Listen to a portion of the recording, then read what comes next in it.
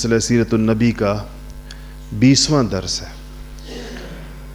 اور آپ سارے حضرات تقریباً وہ یہاں تشریف فرما ہیں جو شروع سے اس کو سن رہے ہیں، اس سلسلے کو۔ تقریباً 30 دروس ہمارے باقی ہیں اگر زندگی رہی تو، اور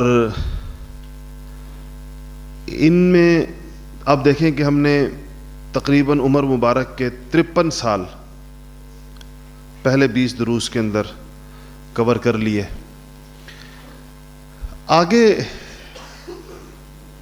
حیات مبارکہ کے رسول اللہ صلی اللہ علیہ وسلم کی 10 برس باقی ہیں، لیکن دروس کی تعداد اس لیے زیادہ ہے کہ اب یوں سمجھے کہ سلسلہ ذرا آہستہ ہو جاتا ہے۔ اس کی وجہ یہ ہے کہ یہ جو 10 سال ہیں مدینہ منورہ کے، یہ بڑے ہی قیمتی اس اعتبار سے کہ اس میں اللہ جل شانہ نے معاملات کو تیزی کے ساتھ اس لیے چلایا بظاہر کہ ابتدائی تربیت ہو گئی، حضرات صحابہ کی ایک مضبوط جماعت تیار ہو گئی۔ 13 سال ایک بڑا لمبا عرصہ ہوتا ہے، 13 سال میں ایک ایسی جماعت تیار ہو گئی جس کے سامنے اب آسمانوں سے جتنا دین اترتا چلا جائے گا وہ ان کی زندگی کا حصہ بنتا چلا جائے گا۔ انہی صحابہ کی، یہ جو مکہ مکرمہ سے ساتھ آئے ہیں، انہی کی برکت سے مدینہ کی جماعت تیار ہوئی۔ رسول اللہ صلی اللہ علیہ وسلم کا دیکھیں ماحول سارے افراد مل کر بناتے ہیں۔ آپ اپنے ساتھ جو مبارک جماعت لے کر آئے، اس جماعت کو دیکھ کر اور رسالت مآب صلی اللہ علیہ وسلم کی مبارک اور مؤثر ترین صحبت کو دیکھ کر اور اس سے فائدہ اٹھا کر انصار مدینہ کی بڑی تیز رفتار ترقی ہوئی ہے۔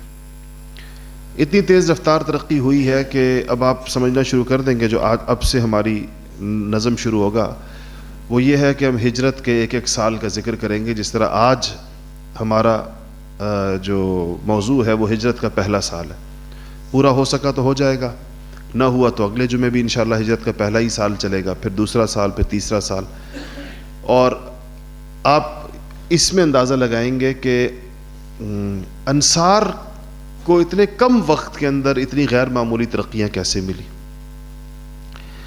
آپ ان کے اسلام کی مدت دیکھیں، وہ مسلمان کب ہوئے ہیں، پہلی بیعت عقبہ کب ہوئی ہے، وہ 6 آدمی تھے، وہ بھی نبوت کے 10 برس کے بعد، 11 برس کے بعد، 12واں سال تھا۔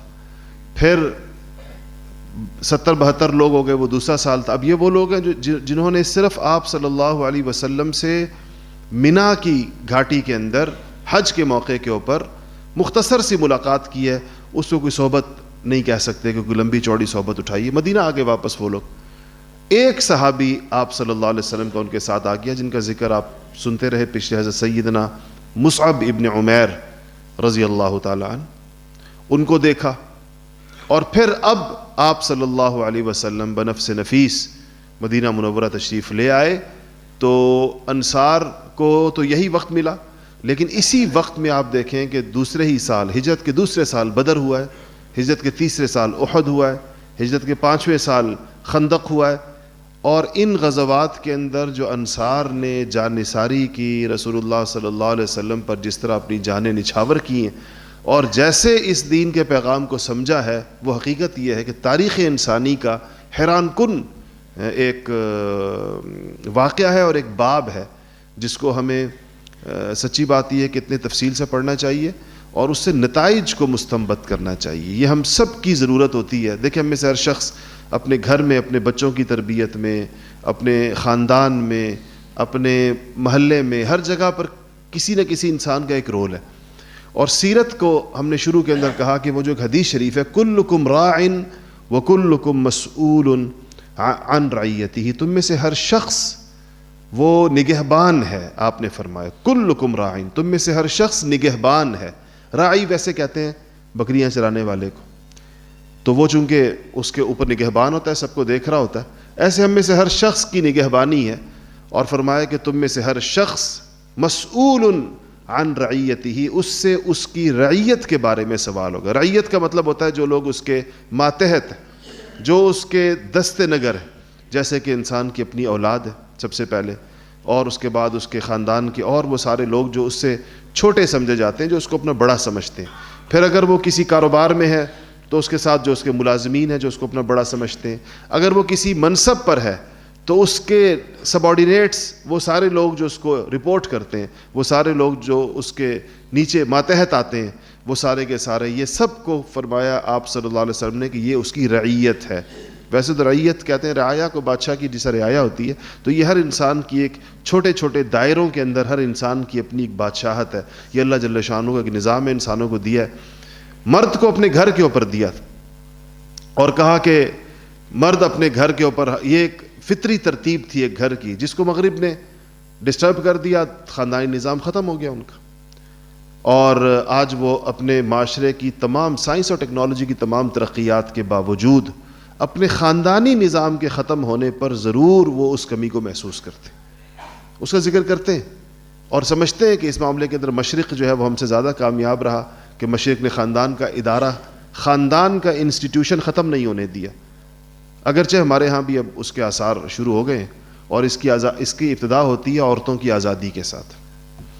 عورتوں کو جب اس طریقے سے خود مختار کر دیا جائے کہ وہ کسی کی سربراہی یا نگرانی ماننے پر آمادہ ہی نہ ہو، اور برابری کے نام پر ایک ایسا سبق پڑھا دیا جائے، تو پھر خاندان نہیں چلتے. آج آپ کو پتہ ہے ہم لوگ دارالفتاؤں میں ہمارے پاس پیش آنے والے مسائل میں سب سے زیادہ مسئلے طلاقوں کے، اس قدر کثرت کے ساتھ طلاقوں کے مسائل آ رہے ہیں کہ ایسے لگتا ہے کہ دارالفتاء بنے ہی طلاق کے مسئلے ڈیل کرنے کے لیے. گھر چل ہی نہیں رہے ہیں. ہر شادی کے سال کے بعد، 1.5 سال کے بعد، 2 سال کے بعد جی مسئلہ بگڑ گیا ہے. کیا ہوا ہے؟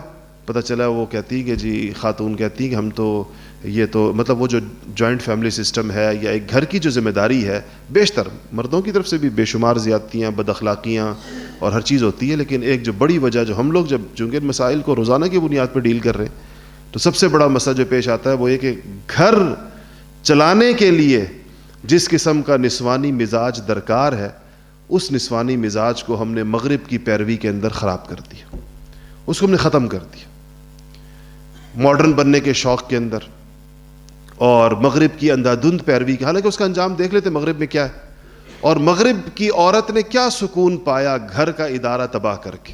وہ بیچاری تو ایک کولہو کا بیل بن گئی ہے. کچھ بھی ہو جائے بہرحال بچے اسی نے پیدا کرنے ہوتے ہیں، کیونکہ ابھی تک ایسی کوئی ٹیکنالوجی دریافت نہیں ہوئی کہ مرد بچے پیدا کر سکے، کہ اس کو تقسیم کر دیا جائے کہ چلو 2 بچے عورت پیدا کرے، 2 بچے مرد پیدا کرے. تو ایسا تو ہوتا نہیں. اس کو باہر کی ذمہ داریاں بھی اس کے ذمے لگ گئیں. اس کے اوپر سے جو نگرانی کا جو ایک ہمارے ہاں بہت سے واقعات ہوتے ہیں، اور اس میں کوئی شک نہیں، پھر بھی ہمارے ہاں خواتین کے احترام کا آج بھی جو کلچر موجود ہے وہ تو ختم ہو گیا. وہاں تو برابری چونکہ آ گئی. اور یہاں بہرحال گھروں کے اندر آپ دیکھیں الحمدللہ جن گھروں میں تھوڑی بہت بھی مشرقیت اور دینداری برقرار ہے، ان کے گھروں کے اندر ان کی مائیں، ان کی دادیاں، ان کی بزرگ خواتین، ان کی بیویاں، وہ کس طرح ایک میں تو کہتا ہوں ایک حاکمانہ شان کو، یعنی ٹھیک ہے کہ نگرانی کسی اور کی ہوتی ہے، لیکن ان کی جو زندگی ہے وہ اس سے 1000 درجے بہتر ہے جو اس بیچاری عورت سے جس کے ذمے باہر کے کام بھی لگا دیے گئے، گھر کے کام بھی لگا دیے گئے، اولاد بھی لگا دی گئی. ظاہر بات ہے وہ ایک کمزور نفس اتنی ساری چیزوں کو بیک وقت مینج نہیں کر سکا، اور اس کے نتیجے کے اندر ان کی زندگی درہم برہم ہو گئی. تو ہمیں سیرت میں کے اندر جو چیز ہمارے لیے اس مرحلے کے اوپر بہت زیادہ ہمارے لیے فائدہ مند ہے وہ یہ کہ ہم اس میں اس چیزوں کو دیکھیں کہ حضور اکرم صلی اللہ علیہ وسلم نے جو معاشرہ بنایا تھا، اس معاشرے کی تربیتی اٹھان کس چیز کے اوپر رکھی گئی تھی. آخر وہ اتنا اچھے اور اتنے صالح ترین مرد اور عورتیں اس معاشرے میں کیسے پیدا ہوئے تھے. تو گزشتہ درس میں آپ صلی اللہ علیہ وسلم کی تشریف آوری اور حضرت ابو ایوب انصاری کے گھر تک آپ کی تشریف آوری پر میں نے بات ختم کی تھی گزشتہ درس میں، اور آپ نے حضرت ابو ایوب انصاری اور ان کے اس گھر کا ایک تاریخی پس منظر بھی میں نے آپ کو آخر میں بیان کر دیا تھا گزشتہ ہفتے میں. آپ وہاں پر فروکش ہو گئے، اور اونٹنی پہلے جا کر جہاں بیٹھی تھی جس کا میں نے ذکر کیا، پھر وہاں سے اٹھ کر ابو ایوب انصاری کے دروازے پر آئی تھی، وہ جو پہلے جس جگہ بیٹھی تھی وہ جگہ آپ صلی اللہ علیہ وسلم نے مسجد کے لیے پسند فرمائی۔ پتہ کیا کہ یہ جگہ کس کی ہے، تو صحابہ نے وہاں بتایا گیا کہ یہ 2 انصاری نوجوانوں کی ہے، ایک کا نام سہل اور ایک کا نام سہیل ہے، اور کہا کہ یہ دونوں یہ ان کے کھجور خشک کرنے کی جگہ تھی، جیسے ایک میدان سا تھا کہ یہاں پر وہ اپنی کھجوریں پھیلا کر کھجور سے وہ جو کو خشک کرنا یا اسے جو چھوارے بنانے کا جو عمل ہوتا تھا وہاں ہوتا تھا۔ آپ نے فرمایا کہ اگر وہ یہ جگہ بیچ دیں تو یہاں پر مسلمانوں کی مدینہ کی پہلی مسجد، قباء کی مسجد تو وہاں بن گئی، وہ قباء میں تھی، مدینہ منورہ کی پہلی مسجد یہاں پر بنائی جائے گی۔ تو ان بھائیوں نے جو یتیم تھے انہوں نے وہ زمین بلا معاوضہ پیش کی، آپ صلی اللہ علیہ وسلم نے قبول نہیں فرمائی کہ بغیر معاوضے کے لی جائے۔ آپ نے سیدنا ابوبکر صدیق رضی اللہ تعالیٰ عنہ سے فرمایا کہ وہ اس کی قیمت طے کر کے اپنے پیسوں سے ادا کریں، اور سیدنا ابوبکر صدیق رضی اللہ تعالیٰ عنہ نے اس پہلی زمین کے ٹکڑے کی قیمت جو بعض سیرتی کتابوں میں 10 سونے کے سکے، 10 سونے کے دینار آئی ہے، وہ انہوں نے ادا فرمائی۔ 6 یا 7 ہجری میں اس زمین کی پھر توسیع ہوئی ہے، اس کے ساتھ والی زمین کا حصہ لے کر اس میں شامل کیا گیا، اور اس موقع پر آپ صلی اللہ علیہ وسلم نے ایک عجیب اعلان فرمایا۔ آپ نے فرمایا کہ اس مالک کو جس کے پاس وہ ساتھ والی زمین کا حصہ تھا مسجد کے ساتھ جو جڑا ہوا، کہ اگر یہ حصہ دے دو مسجد نبوی کے لیے تو مجھ سے اس کے عوض میں قیامت جنت میں ایک محل لے لو اس زمین کے سے۔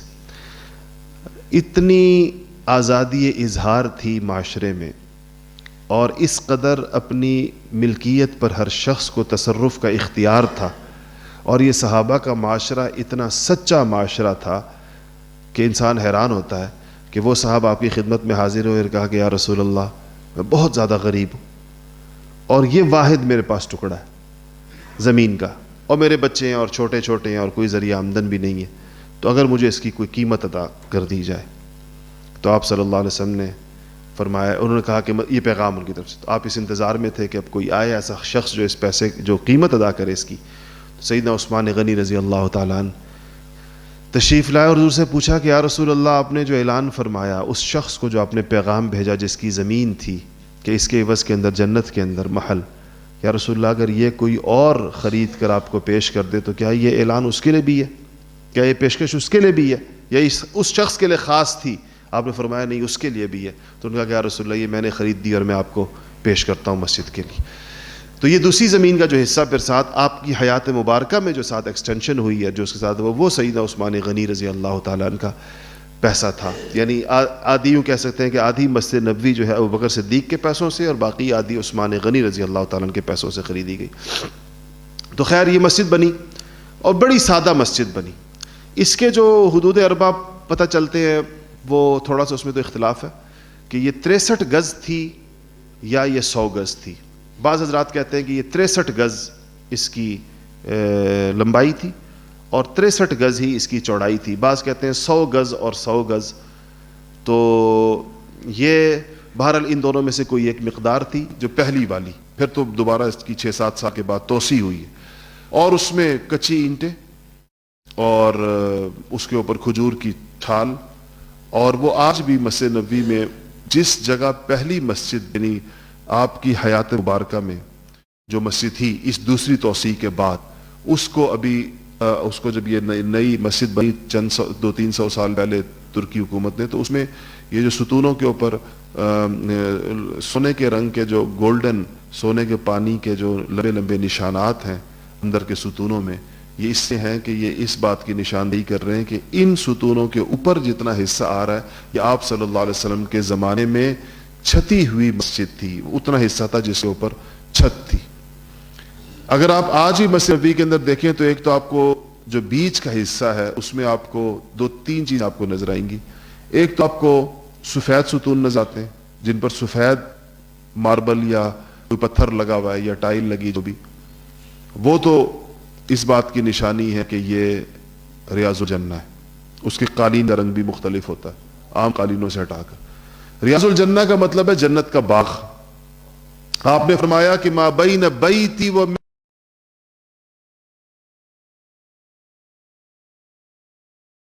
لگی اور لوگ بیٹھے ہیں, اس دیوار کے ساتھ پہلا اس طرف حضرت عائشہ رضی اللہ تعالیٰ عنہ کا حجرہ ہے, اور اسی دیوار پر اگر آپ آگے چلے جائیں تو جہاں وہ ختم ہوگا تو اگلا جو حجرہ تھا وہ حضرت فاطمہ الزہرا رضی اللہ تعالیٰ عنہ کا حجرہ ہے. یہ دو حجرے باقی ہیں, ان کے گرد وہ جالیاں لگی ہوئی ہیں سبز رنگ کی, اور اس سے پیچھے دیگر ازواج کے حجرے تھے, حضرت فاطمہ کے گھر کے بھی پیچھے, حضرت عائشہ کے گھر کے بھی پیچھے. اور یہ جو حضرت عائشہ کا حجرہ جہاں سے ختم ہوتا ہے, اور ہم آج کل جہاں پر کھڑے ہو کر صلاۃ والسلام پڑھتے ہیں, جہاں سے سلام پیش کیا جاتا ہے, جس جگہ ہم لوگ کھڑے ہوتے ہیں, یہ ہم عین حضرت سیدہ حفصہ رضی اللہ تعالیٰ عنہ کے حجرے میں کھڑے ہوتے ہیں. یہ حضرت عائشہ کے حجرے کے ساتھ سامنے قبلے کی طرف ملا ہوا تھا. تو گویا کہ اب یہ جو گزرگاہ ہے لوگوں کے گزرنے کی, بیت السلام سے داخل ہوتے, باب السلام سے داخل ہوتے ہیں, اور پھر حضرت حفصہ کے حجرے سے گزرتے ہوئے لوگ باہر نکل جاتے ہیں اور حضور اکرم صلی اللہ علیہ وسلم کی خدمت میں اور دونوں حضرات شیخین کریمین کی خدمت میں صلاۃ والسلام پڑھتے ہوئے باہر نکلتے ہیں. تو یہ مسجد نبوی کے ساتھ ہی آپ نے ان حجروں کو بھی 2 حجرے پہلے بنائے گئے. آپ کا حضرت خدیجہ رضی اللہ تعالیٰ عنہ کی وفات کے بعد آپ کا جو پہلا نکاح ہے, حضرت خدیجہ کی حیات مبارکہ میں تو آپ نے کوئی نکاح نہیں فرمایا.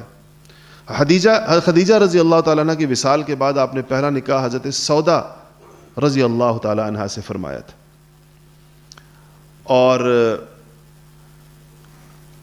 آپ نے ایک دفعہ کہا کہ جب میں دنیا سے رخصت ہو جاؤں گا, ازواج مطہرات سے کہا, پاک بیبیوں سے کہا کہ تم میں سے مجھ سے سب سے پہلے وہ آ کر ملے گی مرنے کے بعد, میرے بعد, یعنی سب سے پہلے وہ دنیا سے جائے گی جس کے ہاتھ سب سے زیادہ لمبے ہوں گے. تو ازواج مطہرات سمجھی کہ ہاتھوں کی لمبائی مراد ہے, تو ایک دوسرے کے ہاتھ ناپنے لگی کس کے ہاتھ لمبے ہیں, حالانکہ آپ کی مراد یہ تھی کہ تم میں سے جو سب سے زیادہ سخی ہے, تم میں سے جس کا ہاتھ, ہمارے جس کو کہتے ہیں جس کا ہاتھ سب سے زیادہ کھلا ہے, کہ سب سے کھلے ہاتھ والی جو سب سے زیادہ سخاوت کرے گی میرے بعد, دنیا سے میرے جانے کے بعد سب سے پہلے وہ مجھ سے آ کے ملے. خیر یہ حجرے بنے, اور وہ حجرے بھی دنیا کی بے ثباتی اور اس کائنات کے سب سے عظیم ترین انسان سید الانبیاء امام الانبیاء کی نے دنیا میں وقت کیسے گزارا اس کا ایک عجیب نمونہ تھا. بعد میں ظاہر بات ہے حجرے قائم نہیں رہ سکے, لیکن بعض مشائخ کا قول ہے, حضرت حسن بصری کا قول مشہور ہے کہ انہوں نے فرمایا کاش یہ حجرے ازواج مطہرات کے ایسے ہی چھوڑ دیے جاتے رہتی دنیا تک, اور دنیا یہ دیکھتی کہ نبی کریم صلی اللہ علیہ وسلم نے, جو اللہ تعالیٰ کے حبیب, اللہ تعالیٰ کے محبوب ہیں, جن کی وجہ سے اللہ جل شانہ نے سارا کا سارا ایک نظام بنایا, آپ کو امام الانبیاء بنایا, ان کا دنیا میں رہن سہن کیسا تھا, ان کے حجرے دیکھنے سے تعلق رکھتے تھے. ان کی لمبائی چوڑائی کیا تھی, ان کی چھتیں کیسی تھیں, ان کے فرش کیسے تھے, دیواریں کیسی تھیں, اور ایک حجرے کی یا ایک گھر کی کل پیمائش کتنی تھی. آج تو یہ ساری چیزیں جو ہیں وہ سیرت نگاروں نے انچوں اور فٹوں کے حساب سے اس کی تعیین کی ہے. صرف آپ صلی اللہ علیہ وسلم کے حجروں کی نہیں, صحابہ کے گھروں کی بھی کی ہے. میں نے آپ کو ایک دفعہ کتاب ایک ریکمینڈ کی تھی, بیوت الصحابہ, صحابہ کے گھر. ہمارے دوست عظیم محقق اور بڑے عالم حضرت مولانا ڈاکٹر الیاس فیصل صاحب, جن کی ساری عمر مدینہ منورہ میں گزری ہے, بڑے علماء میں سے, پاکستانی ہے, شیخو پورہ کے رہنے والے, لیکن عمر ساری وہاں گزاری. انہوں نے بڑی محنت اور ریسرچ کی ہے اس کے اوپر, سیرت کی, آثار کی, تاریخ کی, مدینہ منورہ کی تاریخ کی کتابوں سے ڈھونڈ کر اور ناپ کر پورا مدینہ جیسے کسی انسان نے انچی ٹیپ سے ناپ دیا, اور اس میں یہ طے کیا کس کا گھر کہاں پر تھا, کس کا گھر کہاں پر تھا, کس کا گھر کہاں پر تھا, ازواج کے حجرے کیسے تھے, لمبائی کتنی تھی, چوڑائی کتنی تھی, ایک دیوار کیسی تھی, دوسری دیوار کیسی تھی, میٹیریل کیسا تھا, چھت کیسی تھی, ستون کیسے تھے. کوئی چیز اس کے اندر ایسی نہیں کہ جو انسان حیران ہوتا ہے کہ ایک آپ صلی اللہ علیہ وسلم کے ساتھ یہ اللہ تعالیٰ کی محبت کی یہ دلیل ہے کہ آپ سے متعلق چیزوں کو اللہ پاک نے کیسے محفوظ فرمایا. حالانکہ وہ چیزیں موجود نہیں ہیں اس وقت, لیکن ایک ایک چیز آپ کو ملے گی کہ کیا آپ اس سے ایک خیالی نقشہ بنا سکتے ہیں. اور آج کل جب سیرت جو پڑھائی جاتی ہے, بچوں کو اگر سیرت پڑھائی جائے تو ان چیزوں کے ماڈلز بنائے جا سکتے ہیں. بالکل ماڈل کے اندر بعض مدینہ منورہ میں شاید پتہ نہیں آپ کا جانا ہوا شیخ عبدالعزیز کے عجائب گھر کے اندر انہوں نے ایک بڑے عالم بھی ہیں, بڑے محقق بھی ہیں اور بڑے کھاتے پیتے کاروباری بھی ہیں. تو انہوں نے ایک میوزیم بنایا اور اس میوزیم میں اس سارے نظام کو, بدر کو, احد کو, مدینہ منورہ کو, مکہ مکرمہ کو, ایک بڑے شاندار قسم کے اس کے ماڈلز بنائے ہیں اور بہت پیمائشیں اس کی بہت درست رکھی گئی ہیں, باقاعدہ سکیلز بنائے گئے ہیں. مثلا کہ 1 سینٹی میٹر 1 کلومیٹر کی جگہ ہوتا ہے تو اس کو بہت ناپ تول اس کا بہت زیادہ برابر کیا. ہجرت کے رستے سارے کے سارے اس میں دکھائے گئے ہیں, گھر دکھائے گئے ہیں, پھر جہاں جہاں جو واقعہ ہوا ہے اس کو, وہ پورے کے پورے بہت بڑے بڑے ہالز ہیں اور اس کے اندر ان کی طرف سے مستقل لوگ متعین ہوتے ہیں جو کہ گائیڈ کرتے ہیں. ان کے پاس پوائنٹرز ہوتے ہیں, وہ بتاتے ہیں کہ یہ قصہ, وہ بہت اچھا نقشہ انسان کے دماغ میں بیٹھتا ہے. میں بھی یہ سمجھتا ہوں کہ سیرت پڑھانے کے لیے اگر ماڈلز پورے نہ بھی ہوں کسی کے پاس, تو پروجیکٹر کی ضرورت ضرور پیش آتی ہے کہ اس میں چیزوں کو جب تک کسی نہ کسی درجے کے اندر ویژولائز نہ کیا جائے, سامنے نہ دکھایا جائے, تو پورا ایک ذہنی نقشہ اس کے اوپر قائم نہیں ہو پاتا. تو بہرحال ازواج مطہرات کے حجرے بننا شروع ہوئے. اچھا, اب آپ جب آ گئے حضرت ابو ایوب انصاری کے مکان پر آپ مقیم ہو گئے, علماء یہود آپ کی خدمت میں حاضر ہوئے. اب آپ کے ذہن میں رہے کہ مدینہ منورہ میں 3 تو یہودیوں کے بڑے قبیلے تھے جن کے نام آپ یاد رکھیں. ایک کا نام ہے بنو قینقاع, ایک کا نام ہے بنو نذیر, ایک کا نام ہے بنو قریظہ. بنو قریظہ, بنو نذیر اور بنو قینقاع, یہ 3 تو مستقل یہودی قبائل تھے. انصار میں بھی یہودی تھے. انصار کے بعض قبائل میں کچھ لوگ ان یہودیوں کی دعوت سے یا کسی وجہ سے ان میں سے اکا دکا لوگوں نے یہودیت قبول کی ہوئی تھی. بعض کہتے ہیں کہ ان 3 قبائل کے علاوہ کچھ بہت ہی چھوٹے چھوٹے قبائل بھی یہودیوں کے مدینہ منورہ میں رہتے تھے. یہ یہودی 2 حیثیتیں انجوائے کر رہے تھے مدینہ منورہ میں.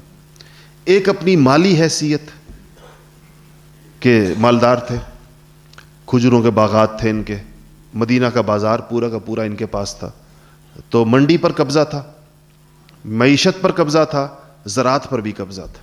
زراعت بھی ان کے ہاتھ میں تھی, سارے بڑے اور کھیت جو تھے وہ ان کے پاس تھے, بڑے باغات خاص طور پہ کھجوروں کے. اور اس کی وجہ ان کا وہی شروع سے ہی ایک ظالمانہ غیر منصفانہ قسم کا مزاج تھا. اور دوسرا یہ کہ اپنی مذہبی حیثیت, ایک ریلیجیس سٹیٹس بھی ان کا تھا. اور وہ ایک ہم اہل کتاب ہے, ہمارے پاس تورات ہے. انصار مدینہ کو جو زمانے میں تو خیر مشرک تھے, ان کو تو کوئی چیز ہی نہیں سمجھتے تھے, لیکن چونکہ تعداد کم تھی اس لیے شر بھی اتنا زیادہ نہیں ہو سکتا تھا. ان پہ حاوی نہیں تھے, کم سے کم انصار مدینہ پر حاوی نہیں ہو سکے اپنی تعداد کم ہونے کی وجہ سے. اور آج بھی یہی معاملہ ہے, ان کا تعداد ان کی ہمیشہ کم رہتی ہے, اس لیے ان کو پیراسائٹس بننا پڑتا ہے, کسی اور کے ساتھ ان کو چمٹنا پڑتا ہے دنیا کے نظام پر قبضہ کرنے کے لیے. اور یہ کبھی بھی آپ یہودیت کی تاریخ پڑھیں تو آپ کو کم افراد نظام عالم کو کیسے کنٹرول کر سکتے ہیں اس کا ان کو ایک طویل تجربہ ہے, کیونکہ روئے زمین پر تاریخ انسانی میں ان کی تعداد کبھی بھی نہیں بڑھتی. اور اس کی ایک بڑی وجہ یہ کہ ان کے یہاں کنورژن نہیں ہے. اب یہ ایسا دین تو ہے نہیں کہ آپ لوگوں کو یہودی بنا دیں, یہ تو کہتے ہیں کہ یہ ایک نسلی دین ہے. اگر کوئی یعقوب علیہ السلام کی اولاد میں سے ہے, بنی اسرائیل میں سے ہے, تو وہ یہودی بن سکتا ہے, ایسے کوئی نہیں بن سکتا. اگرچہ ان دعووں پر مورخین نے بڑے اعتراضات اٹھائے ہیں اور وہ اس بات کو بالکل تسلیم نہیں کرتے کہ یہ بلڈ لائن جو ہے ان کی یہ انبیاء کی ہے. اور اس پہ انہوں نے بہت سارے, اب تو کئی شواہد ڈی این ایز کی اور مختلف چیزوں کے بھی آ گئے کہ اس کے اندر ان کا, یعنی پھر تو یہ ہونا چاہیے کہ ان کا ایک ڈی این اے اگر یہ ایک نسل ہے تو, اور اس سے وہ جو چیزیں ان کی جو اس پر میڈیکل سائنس سے متعلق لوگ ڈاکٹرز کی بھی بہت سی چیزیں آئی ہیں جدید, جس میں وہ اس بات کو ماننے کو تیار نہیں کہ پوری دنیا میں رشین جوز ہیں یا وہ امریکن ہیں یا وہ ہنگری اور پولینڈ اور یورپ کے ان ملکوں کے ہیں یا وہ ادھر, یہ سب ایک نسل ہے ساری کی ساری. کہتے ہیں کہ ان کا بایولوجیکل ٹری ایک نہیں ہے, تو یہ ہو نہیں سکتا کہ ایک ہی قبیلہ ہو سارا کا سارا, چاہے بے شک دنیا کے مختلف ملکوں کے اندر یہ پھیلے. خیر یہ ایک الگ چیز ہے, ان کا دعویٰ ایک الگ. تو یہ علماء, تو یہ یہود وہاں پر رہ رہے تھے. آپ صلی اللہ علیہ وسلم کی آمد نے یہودیوں کے لیے ایک بہت بڑا, جس کو کہنا چاہیے ایک سیٹ بیک تھا ان کے لیے, ہر لحاظ سے ایک بڑا سانحہ بن گیا ان کے لیے, حادثہ بن گیا. ان کا خیال یہ تھا کہ ہم یہ یثرب مبارک سرزمین ہے, یثرب ہماری کتابوں کے اندر اس سرزمین کے ساتھ کچھ پیشن گوئیاں وابستہ ہیں. ارض شام کے ساتھ جو چیزیں تھیں وہ ساری کی ساری جانشینی آ گئی ہے ارض یثرب کی طرف. ہم پہلے سے یہاں چلے جائیں گے, اس سرزمین کو کنٹرول کر لیں گے, اس کی معیشت پہ قبضہ کر لیں گے, اس کی زراعت پہ قبضہ کر لیں گے, اس کی زمینیں خرید لیں گے, باغات خرید لیں گے, اور یہ انہوں نے کر لیا۔ اس کے بعد ان کا جو پلان تھا وہ یہ کہ یہ دو چیزوں کا اجتماع تھا ان کا، ایک یہ کہ ان پیشن گوئیوں کی بنیاد پر، اپنی کتاب میں موجود علامات کی بنیاد پر وہ یہ تو سمجھے تھے کہ لیڈرشپ یثرب سے اٹھے گی اور پوری دنیا کے اندر اس کا پیغام جائے گا، اور وہ لیڈرشپ ہماری ہونی چاہیے، یہودی چاہتے تھے، کیونکہ ہمیں اس کے علامات پتہ ہیں، ہم اس کے ساتھ ہو جائیں گے۔ اس کے لیے انہوں نے تیاری بھی کر لی تھی ساری کی ساری۔ اب آپ صلی اللہ علیہ وسلم کا مکہ سے اٹھنا اور آل اسماعیل میں سے ہونا، پھر ایک ایسے دین کو لے کر آنا جس کے اندر یہودی مذہبی پیشوائیت جو تھی وہ بھی ختم ہو رہی تھی، اور بہت سارے ان کو اپنی چیزیں خطرے میں پڑ رہی تھی، تو ان کے دنیا داروں نے، یا ان کے جس کو کہنا چاہیے کہ جن کے دل سیاہ تھے اپنی مذہبی چیزوں کو مسخ کرنے کی وجہ سے، انہوں نے تو اسلام قبول نہیں کیا، لیکن ان میں یقیناً کچھ لوگ ایسے تھے جو دیندار تھے، اور وہ یوں کہہ سکتے ہیں آپ کہ حق کے متلاشی تھے، اور وہ سمجھتے تھے کہ اگر حق آ گیا تو ہمیں حق کا ساتھ دینا ہوگا، چاہے ہمیں اپنا پورا سٹیٹس سرنڈر کرنا پڑے، چاہے ہمیں اپنی مذہبی حیثیت سے دستبردار ہونا پڑے، ہمیں ان کا ساتھ دینا چاہیے۔ ان میں سے جو لوگ آپ کی خدمت میں حاضر ہوئے، ان میں بعض لوگوں کے نام آتے ہیں۔ مثلا ایک سب سے پہلے یہودی عالم جو آپ صلی اللہ علیہ وسلم کی خدمت میں آئے، وہ حضرت جناب یاسر ابن اخطب تھے۔ یاسر ابن اخطب یہ حیی ابن اخطب کے بھائی تھے۔ حیی ابن اخطب وہ شخص ہے جو بنو نذیر کا سربراہ بھی تھا، اور غزوہ خندق میں مشرکین کو لانے والا، سارے عرب قبائل کو جمع کر کے قریش کے جھنڈے کے نیچے اکٹھا کرنے والا، اور پھر ان کو مدینہ پر چڑھائی کی دعوت دینے والا، اور جا کے بنو قریظہ کو بغاوت پہ آمادہ کرنے والا۔ اور یہ پورا جو خندق جب ہم پڑھیں گے انشاءاللہ 5 ہجری میں جب پہنچیں گے، تو یہ جو خندق کا پورا نقشہ ہے جو مسلمانوں کے لیے انتہائی مشکل پڑ گئی تھی، اس کے پیچھے جو مین ماسٹر مائنڈ تھا وہ حیی ابن اخطب تھا۔ اگر آپ حیی ابن اخطب کو نہیں جانتے تو کم سے کم ام المؤمنین حضرت صفیہ رضی اللہ تعالیٰ عنہ کو ضرور جانتے ہیں، یہ ان کے والد تھے۔ تو حضرت صفیہ رضی اللہ تعالیٰ عنہ کی ہو جاتی تھی آپس کے اندر ازواج مطہرات کے درمیان۔ حضرت صفیہ نے ایک دن حضور سے کہا کہ مجھے کسی زوجہ محترمہ نے، کسی ام المؤمنین نے طعنہ دیا ہے کہ تم یہودی کی بیٹی ہو۔ تو حضور نے کہا کہ اس سے کہو کہ تم صرف نبی کی بیوی ہو، میں 2 نبیوں کی بھی بیٹی ہوں، میں ابراہیم کی بھی بیٹی ہوں، میں موسیٰ کی بھی بیٹی ہوں اور ہارون کی بھی بیٹی ہوں۔ تو تم ان سے کہو کہ تم لوگ صرف نبی کی بیویاں ہو، میں اس کے ساتھ نبی کی بیٹی بھی ہوں۔ اگرچہ نبی کی بیٹیاں تو قریش کی بیویاں بھی تھیں، لیکن آپ نے تسلی دینے کے لیے ان سے کہا۔ تو صفیہ بڑی خوش ہوئی اور جا کر کہا کہ حضور نے کہا ہے کہ میں تم سے بھی زیادہ اعزاز کی حامل ہوں، کیونکہ میرا باپ بھی نبی تھا، میرا شوہر بھی نبی ہے، کہتی یعنی میرے دادوں میں بھی نبی تھے اور میرے شوہر بھی نبی ہیں۔ تو حضرت صفیہ بنت حیی ابن اخطب یہ اس یہودی سردار کی بیٹی تھی۔ تو یہ سب سے پہلے حاضر ہوئے، یاسر حضرت صفیہ کے چچا اور حیی کے بھائی۔ انہوں نے آئے تو آپ کا کلام سنا، آپ کی بات سنی کہ آپ کیا فرماتے ہیں، آپ نے قرآن پڑھ کے سنایا۔ تو واپس جا کر اپنی قوم سے کہتے ہیں کہ اے میری قوم، اطیعونی، میری بات مان لو، فإن هذا النبی الذی كنا ننتظر، یہ وہی نبی ہے جس کے ہم انتظار کر رہے تھے، کہ میری مان لو، ان پر ایمان لے آئیں۔ ہم جو صدیوں سے جس نبی کا انتظار کر رہے ہیں اور صدیوں سے لوگوں کو بتا رہے ہیں، کتاب پڑھ پڑھ کے ایک نبی آنے والا ہے اور ہماری کتابوں میں اس کا ذکر ہے، اور ہمارے نبیوں سے وعدہ لیا گیا ہے کہ جب بھی وہ آئیں گے تو ان کی قومیں ان کا ساتھ دیں گی۔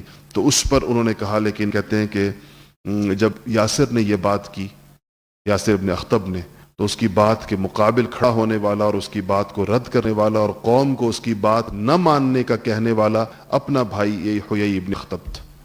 حیی نے کہا کہ نہ مانو میرے بھائی کی بات۔ خیر، یہ تھے یاسر، یا بعض روایتوں میں ابو یاسر آتا ہے۔ اس کے بعد جو دوسری شخصیت آپ صلی اللہ علیہ وسلم کے پاس آئی، اور ان کا نام آپ نے بہت دفعہ سنا ہوگا، وہ ہے حضرت عبداللہ ابن سلام رضی اللہ تعالی عنہ۔ یہ حضور کے پاس آئے۔ اسی طرح ایک شخص اور آئے، وہ بھی ایک عالم تھے، اور یہ روایت ابن عباس رضی اللہ تعالیٰ عنہ سے بہقی نے لکھی ہے کہ حضور کی خدمت میں آئے، اور جب آپ کے پاس پہنچے وہ یہودی عالم، تو آپ سورہ یوسف کی تلاوت فرما رہے تھے. تو اس نے پوچھا کہ آپ سن لی اس نے کچھ سورہ یوسف؟ اچھا، یہ انبیاء سابقین جو تھے، اس طرح یوسف علیہ السلام ہے یا جیسے ان کا ذکر آپ کو پتہ کہ تورات کے اندر بھی ہے، ظاہر بات. تو اور یوسف علیہ السلام تو حضرت یعقوب کے بیٹے ہیں، اور یعقوب علیہ السلام جو ہے وہ اسحاق کے بیٹے ہیں، اور یعقوب ہی کا نام لقب اسرائیل ہے. تو یہ تو وہ گھرانہ ہے جس کی طرف اصل میں یہودی اپنے آپ کو منسوب کرتے ہیں. تو یوسف علیہ السلام، سورہ یوسف میں بار بار یوسف نام بھی آتا ہے اور ان کا ذکر بھی اور ان کا قصہ بھی. تو یہ کچھ دیر کھڑے رہے اور آپ کے سورہ یوسف کی تلاوت آپ کی سنتے رہے. تو آپ سے پوچھنے لگے جب آپ نے تلاوت بند کی ان کی آمد پر، تو اس نے پوچھا کہ یہ آپ کو کس نے سکھائی ہیں یہ باتیں؟ یہ آپ جو کچھ پڑھ رہے تھے کہاں سے آیا آپ کے پاس یہ؟ تو آپ نے فرمایا کہ اللہ تعالیٰ نے، اللہ کی طرف سے آیا. تو کہتے ہیں کہ یہ شخص فوراً واپس گئے اور جا کر کہا کہ اپنی قوم سے کہا کہ میں نے ان کی کتاب سنی ہے، یہ بالکل وہی کتاب ہے، وہی انداز ہے اس کا جیسی کتاب سیدنا موسیٰ کے اوپر نازل ہوئی تھی. کہ ایک ہی کتاب معلوم ہوتی، ایک ہی انداز معلوم ہوتے. اور کہا کہ میں نے ان کی صورت بھی دیکھی، میں نے ان کا انداز بھی دیکھا، میں نے ان سے گفتگو بھی کی. تو وہ یہ وہی نبی ہیں جو بھیجے گئے ہیں. اور پھر میں باتوں باتوں میں ان کے شانوں کی طرف دیکھا، دونوں شانوں کی طرف، تو مجھے ان کے شانوں کے درمیان وہ مہر نبوت بھی نظر آئی جس کا ذکر ہماری کتابوں کے اندر موجود ہے. تو کہا کہ اس کو سن کر کچھ ایک جماعت کو وہ لے کر آئے، باقی لوگوں نے بات نہیں مانی، ایک جماعت پوری کی پوری ایمان لے. اچھا، آخری بات، آج طرف یہود کا تذکرے پر ہی بات ختم کرنی پڑ رہی ہے، وقت ختم ہو گیا. کہ عبداللہ ابن سلام بڑے عالم تھے یہودیوں کے، وہ اسلام لے کر آئے. اور وہ کہتے ہیں کہ عبداللہ ابن سلام نے اپنے اسلام لینے کا قصہ بڑا دلچسپ بیان کیا، میں آپ کو بتا کے بات ختم کرتا ہوں. کہتے ہیں کہ میں جب مجھے پتا چلا آپ تشریف لائے ہیں تو میں آپ کی خدمت میں حاضر ہوا. اور کہتے ہیں میں نے جب آپ کو دیکھا تو عبداللہ ابن سلام کے الفاظ سنے. کیا کہتے ہیں؟ کہتے ہیں فلما رأیت وجہہ، جب میں حضور کی خدمت میں حاضر ہوا اور میں نے آپ کا چہرہ مبارک دیکھا، عرفت ان وجہہ لیس بوجہ کذاب، میں نے اسی وقت سمجھ لیا اور جان لیا کہ یہ چہرہ کسی سے.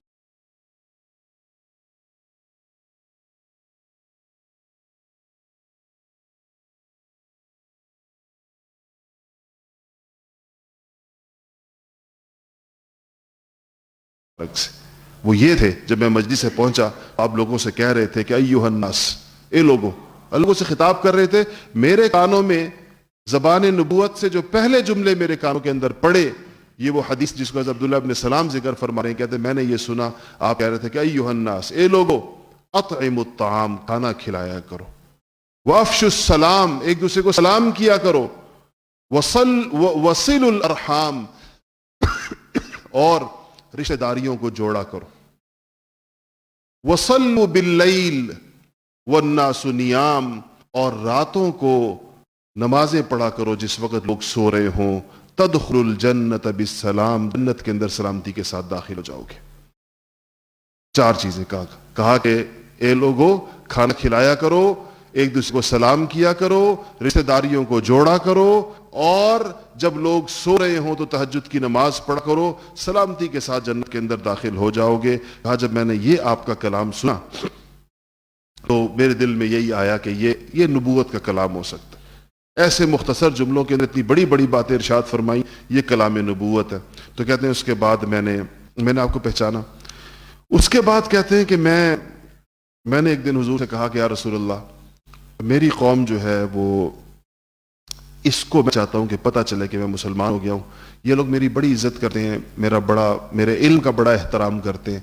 تو اس کے لیے اگر آپ ایسا کر لیجئے، یہ ویسے نہیں کریں گے، آپ مجھے کوٹھڑی میں بٹھا دیں اور ان سے میرے بارے میں پوچھیں.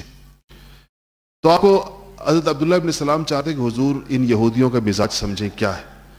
تو آپ دیکھیں گے کہ ان کا مزاج کیسا ہے، طبیعت ان کی کیسی ہے. مطلب یہ تھا کہ آپ ان کے بہتانوں کو آپ اندازہ لگائیں گے کہ کیسی قوم ہے جس سے واسطہ ہمارا ہے. تو آپ نے کہا کہ آپ نے بلا لیا، ان کو بٹھا دی پیچھے، یہودیوں کو بلایا، آئے تو کہا یہودیوں سے آپ نے کہا کہ اللہ تعالیٰ سے ڈرو، اور میں تمہیں اللہ تعالیٰ کی طرف دعوت دیتا ہوں، جنت کی طرف دعوت دیتا ہوں، میں اللہ کا سچا رسول ہوں، حق لے کر آیا ہوں. تو یہود نے کہا کہ ہم نہیں جانتے اس بارے میں جس چیز کی طرف آپ بلا رہے. تو آپ نے کہا کہ اچھا تم یہ بتاؤ کہ عبداللہ ابن سلام تم لوگوں میں کیسا شخص ہے. عبداللہ پیچھے کوٹھڑی میں تھے. تو انہوں نے کہا، یہودیوں نے کہا کہ ہمارا سردار ہے، ہمارا بڑا ہے، اور ہمارے سردار کا بیٹا ہے، اس کا باپ بھی بہت بڑا آدمی تھا، ہمارا سب سے بڑا عالم ہے اور سب سے بڑے عالم کا بیٹا ہے، ہم میں سب سے بہتر ہے، اور اس کا باپ بھی ہمارے بڑوں میں سے سب سے بہتر تھا. اتنی اس کی تعریف کی. تو آپ نے فرمایا کہ اگر عبداللہ ابن سلام میرے اوپر ایمان لے آئے تو تم لوگ ایمان لے آؤ گے؟ تو پھر تم میرے نبی ہونے کا یقین کر لو گے اگر عبداللہ ابن سلام ایمان لے آئے؟ تو انہوں نے کہا کہ عبداللہ ابن سلام کبھی ایمان نہیں لا سکتا، عبداللہ ابن سلام کبھی نہیں مان سکتا. آپ نے کہا اگر بالفرض عبداللہ مان جائے تو پھر؟ تو کہا نہیں، حاشا وکلا، کبھی نہیں ہو سکتا ایسا کہ عبداللہ ایمان لے آئے. تو آپ نے عبداللہ ابن سلام سے کہا کہ باہر آ جاؤ. عبداللہ باہر آئے اور کہا کہ اشہد ان لا الہ الا اللہ واشہد ان محمد رسول اللہ.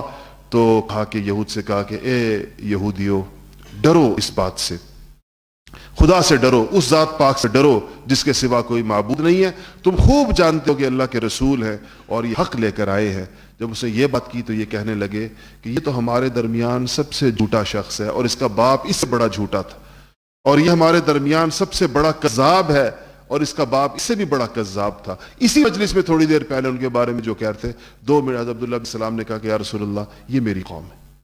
آپ نے ان کی آپ نے دیکھی، اس میں آتا ہے کہ اللہ تعالیٰ نے آیتیں نازل یہ جو آیتیں آئیں کہ قل ارأیتم ان کان من عند اللہ وکفرتم بہ وشہد شاہد من بنی اسرائیل علی مثلی فآمن واستکبرتم. یہ سورہ احقاف کی جو آیتیں ہیں یہ اسی وقت کے اندر نازل ہوئیں ان یہودیوں کے بارے میں جنہوں نے حضور اکرم صلی اللہ علیہ وسلم کے سامنے اپنی بات سے ایسے پھرے اور اتنا بڑا انہوں نے جس بالکل ہی اس کے مخالف دوسری بات کی. تو یہ یہودیوں میں جن لوگوں کی قسمت میں ایمان تھا ان میں جیسے بڑے بڑے حضرات ایمان لے کر آئے، اکثریت ایمان نہیں لے کر آئی، بہت بڑی اکثریت نہیں لے کر آئی، اور یہ تینوں قبیلے رہے. تو آپ نے پھر چونکہ ایمان تو نہیں لے کر آئے لیکن مدینہ منورہ میں تو آپ نے کام تو کرنا تھا، ظاہر مدینہ کو ایک اسلامی ریاست بنا تھا، تو آپ نے پھر ان کے ساتھ ایک معاہدہ کر لیا کہ یہود رہتے ہوئے. اس معاہدے کا نام آپ لوگوں نے بہت سنا ہوا، اور اس کا نام میثاق مدینہ جس کو کہتے ہیں لوگ عام طور پر. یہ وہ معاہدہ تھا جو مدینہ کے یہود کے ساتھ ہوا تھا، اور یہ معاہدہ آپ صلی اللہ علیہ وسلم کی دانش مندی، آپ کی فراست، آپ کی سمجھداری، ہوشیاری، عدل و انصاف اور غیر مسلموں کے ساتھ ہمارے تعلقات کی نوعیت کیا ہونی چاہیے اور کس سطح کے اوپر جا کر ہم کس قسم کی آپس کے اندر کوئی معاہدہ کر سکتے ہیں، قیامت تک کے لیے اس معاہدے کے اندر اس کی بہت بڑا اس کا سبق پوشیدہ ہے. اگلے جمعے میں ہم اس معاہدے کی جو تفصیلی سیرت نے جن حضرات نے لکھی ہے، مثلا ڈاکٹر حمید اللہ صاحب کا نام سنا ہوگا آپ نے، پیرس والے، اور انہوں نے بہت اس پر بڑا کام کیا، اس پہ کتابیں لکھی. اس پر مستقل اس معاہدے پر جو یہود کے ساتھ ہوا اس تفصیلی کتابیں، جو سب سے بڑا اس کا جو ڈاکومنٹ ہے جن کتابوں نے پورا لکھا ہے وہ تقریباً 42 نکات ہے، 42 اس کے اندر شقیں ہیں. تو 42 تو ہمارے لیے پڑھنا مشکل ہوگا، تو پھر کئی جمعے اس کے اندر نکل جائیں گے اگر ہم 42 کو پڑھیں گے. ان میں سے کوئی 8 10 12 15 جو بڑی بڑی یا موٹی موٹی شقیں ہیں اگلے جمعے انشاءاللہ وہ آپ کو بتاؤں گا اور اسی سے بات آگے چلائیں گے. وآخر دعوانا الحمدللہ رب العالمین.